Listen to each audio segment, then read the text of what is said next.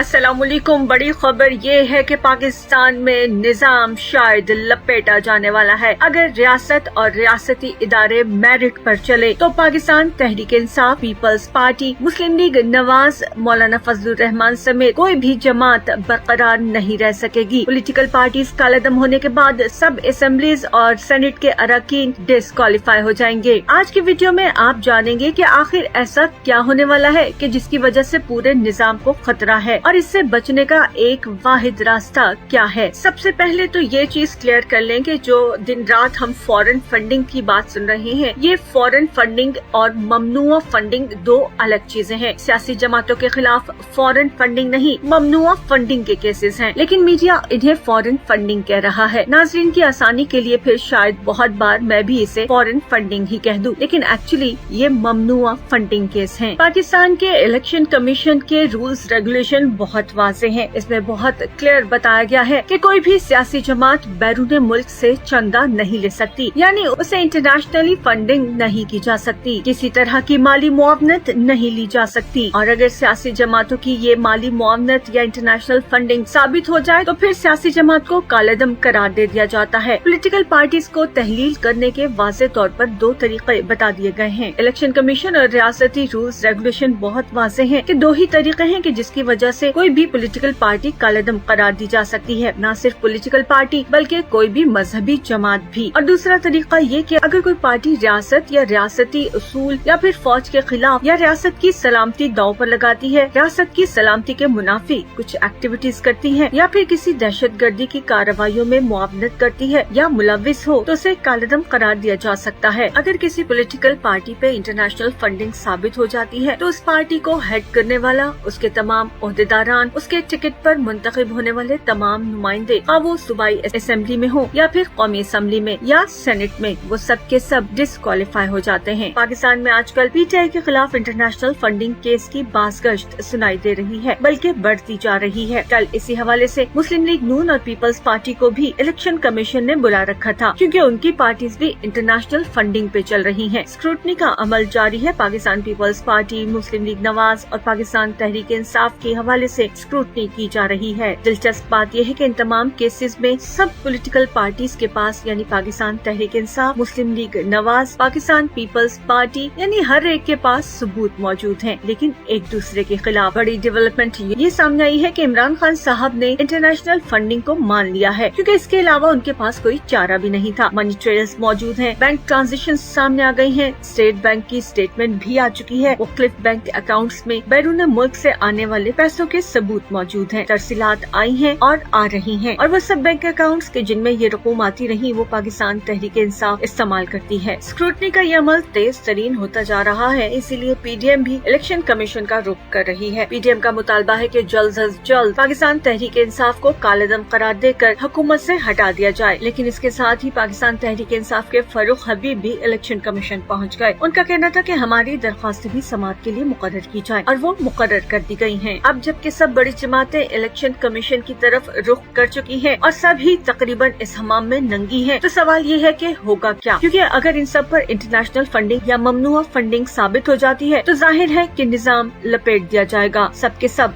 Disqualify हो जाएंगे। इस सिलसिले में वजीर आजम इमरान खान एक बड़ी बात कह चुके हैं कि मुझे दो ममालिक की जानिब से पैसों की ऑफर हुई थी, अगरचे उन्होंने उन ममालिक के नाम नहीं लिए, लेकिन उन्होंने ये बता दिया कि उन्हें ऑफर की गई थी। और ऐसा अक्सर होता है, किसी भी मुल्क के इलेक्शन में दूसरे ममालिक अपना असर रसूख और पैसा इस्तेमाल करते हैं। जैसे कि हाल ही में अमेरिका की मिसाल ले लें, कहा जाता है कि रशिया और चीन अमेरिकन इलेक्शन पर अपने पैसे के जोर पर असरअंदाज हुए हैं। वज़ीर आज़म इमरान खान ने एक जानिब तो ये बताया कि उन्हें दो ममालिक की जानिब से बड़ी रकूम की पेशकश हुई, लेकिन उन्होंने इनकार कर दिया। अंडरवर्ल्ड के लोग हमेशा ये चाहते हैं कि किसी भी मुल्क में अपनी इन्वॉल्वमेंट पैसे के जरिए जारी रख सके। तहम इमरान खान की जानिब से इनकार के बाद उन्हें मायूसी हुई, लेकिन उससे भी बड़ी बात ये कि वज़ीर आज़म इमरान खान ये मान चुके हैं कि उन्हें इंटरनेशनल फंडिंग हुई है, और उनका कहना है कि पाकिस्तान तहरीक इंसाफ को पैसे भेजने वाले ना तो कोई पापड़ वाला है न कोई चीनी वाला। ये पाकिस्तान तहरीक इंसाफ से मोहब्बत करने वाले 40,000 लोग हैं कि जिन्होंने ये रकूम पाकिस्तान भेजी,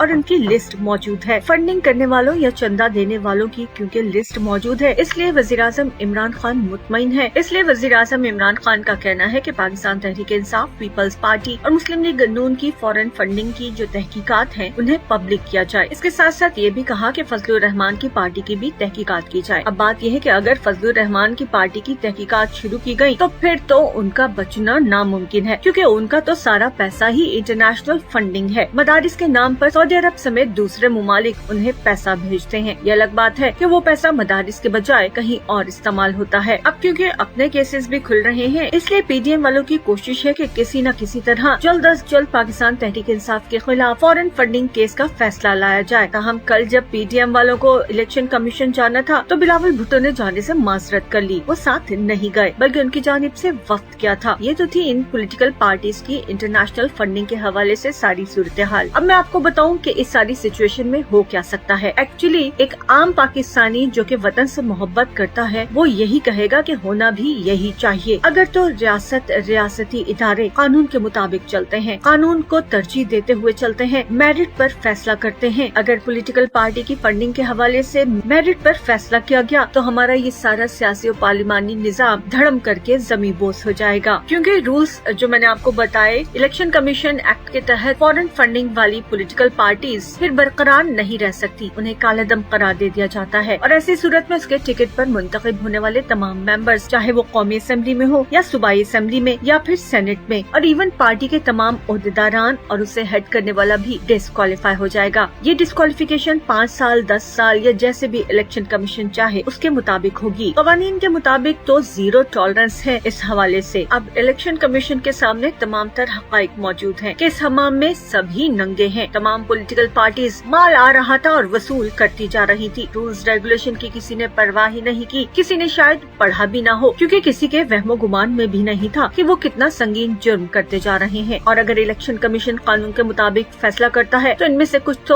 अनजाने में मारे जाएंगे, लेकिन कुछ को अपनी करनी ही भुगतनी होगी। इस हवाले से पाकिस्तान तहरीक इंसाफ की बात करें तो यकीनन कुछ ऐसे मामला थे कि शौकत खानम और पाकिस्तान तहरीक इंसाफ के फंड्स में कुछ मिक्सिंग हो रही थी, क्योंकि शौकत खानम के डोनेशन भी सालों से आ रहे हैं। और पाकिस्तान तहरीक इंसाफ की जानिब से ही अकबर एस बाबर ने सबसे पहले इस कज़िये को उभारा और उसी पिटीशन को मुस्लिम लीग नवाज आगे लेकर चली। मुस्लिम लीग ने न सिर्फ इलेक्शन कमीशन बल्कि हाई कोर्ट, क्योंकि ये मामला कोर्ट तक भी गया था और फिर वापस इलेक्शन कमीशन में आया, तो इस मामले को और सरदार रजा खान जो कि साबिक चीफ इलेक्शन कमिश्नर थे, वो तो अपने टेन्योर के आखिरी दिनों में इस तहरीक इंसाफ के केस को निपटाना चाहते थे। वो चाहते थे जल्द अज जल्द फैसला दे दिया जाए, क्योंकि उन पर इलेक्शन के हवाले से खासे इल्जामात भी थे। वो पाकिस्तान तहरीक इंसाफ को फारिग करना चाहते थे, कालेदम करार देना चाहते थे, लेकिन उस वक्त मामला थम गया था। अब ये मामला एक बार फिर सर उठा चुका है और इस बार जोरों शोर से तमाम पॉलिटिकल पार्टीज भी इस फैसले का इंतजार कर रही हैं। इस फैसले के आने के बाद क्या होगा ये तो मैं आपको बता चुकी हूँ कि ये निजाम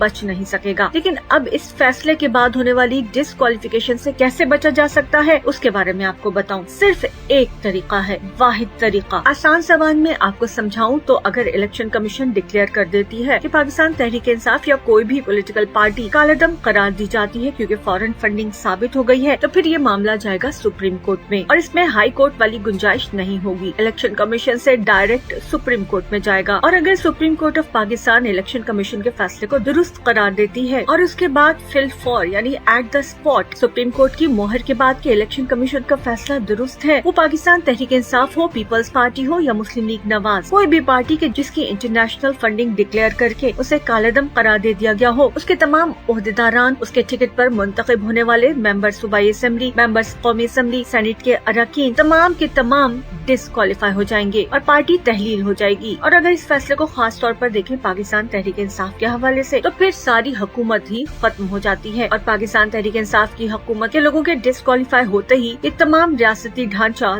धड़म करके ज़मींदोज़ हो जाएगा। अब इसमें बचने का सिर्फ एक तरीका है और वो तरीका ये है कि फाइनल डिसीजन से पहले, हतमी फैसला आने से पहले ही तमाम ओहदेदारान, तमाम इलेक्टेड मेंबर्स मुस्ताफी हो जाएं, खुद से इस्तीफा दे दें। उस पार्टी के सियासी ओहदेदारान जिन्हें लग रहा हो कि फैसला अब आने वाला है, वो पार्टी से लाताल्लुकी का इजहार करते हुए सियासी ओहदे छोड़ दें। ये वाहिद तरीका है कि जिससे डिस्क्वालीफाई होने से बचा जा सकता है, क्योंकि अगर फैसला आ गया तो उसके बाद वो डिस्क्वालीफाई हो जाएंगे। कालेदम करार दी गई जमात के तमाम sitting MNA, MPA, senate members, सियासी ओहदेदारान सबके सब डिस्क्वालीफाई हो जाएंगे अगर वो मुस्ताफी नहीं हुए तो। दिलचस्प बात यह है कि इस वक्त इस हमाम में क्योंकि सभी नंगे हैं तो कोई भी नहीं चाहेगा कि फैसला मेरिट पर हो, क्योंकि आपस में फूट इस कदर है कि कोई भी लेजिस्लेशन भी मिलकर नहीं की जा सकती, इसलिए मामला जरा गंभीर होता जा रहा है। वैसे भी किसी भी किस्म की लेजिस्लेशन लाने से फायदा तो तहरीके इंसाफ को होगा, क्योंकि वो हुकूमत में है और अपोजिशन पार्टीज पर तो पहले ही केसेस के अंबार हैं। उन्हें इस लेजिस्लेशन से भी कोई खास फायदा नहीं होता नजर आएगा। और अब देखना ये है कि क्या कानून की हुक्मरानी को, रूल ऑफ लॉ को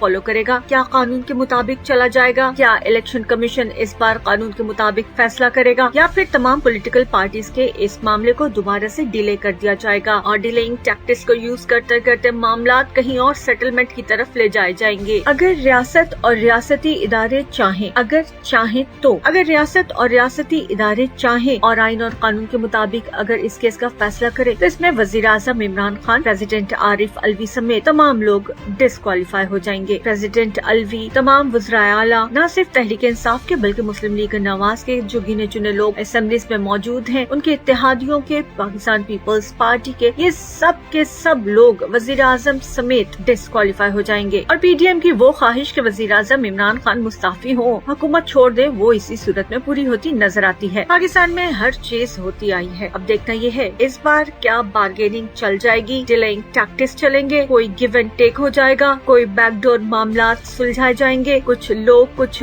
दो की पॉलिसी होगी, क्योंकि तीनों पॉलिटिकल पार्टीज की फॉरेन फंडिंग के केसेस पुराने हैं और तीनों केसेस में बहुत जान है, क्योंकि सारे सबूत मौजूद हैं, मनी ट्रेल मौजूद है, बैंक अकाउंट्स मौजूद हैं, सब कुछ मौजूद है। लेकिन अब इंतजार है रियासती इदारों के कदम उठाने का। रियासती इदारों से मुराद कोई एक इदारा नहीं, बल्कि रियासती इदारों में इलेक्शन कमीशन ऑफ पाकिस्तान, रियासती इदारे से मुराद मिलिट्री एस्टेब्लिशमेंट, रियासती इदारे यानी कि हमारी अदलिया, ये सब क्या चाहते हैं। इनमें से कोई इदारा कानून के खिलाफ भी अगर कुछ चाहता है तो भी चीफ इलेक्शन कमिश्नर और उनके मेंबर्स के पास ये इख्तियार है कि वो रियासत और रियासती कवानीन का एहतराम करते हुए मेरिट पर फैसला करें। अगरचे कानून के मुताबिक फैसले के बाद ये निजाम नहीं बचेगा और हुकूमती ढांचा जमींदोज हो जाएगा।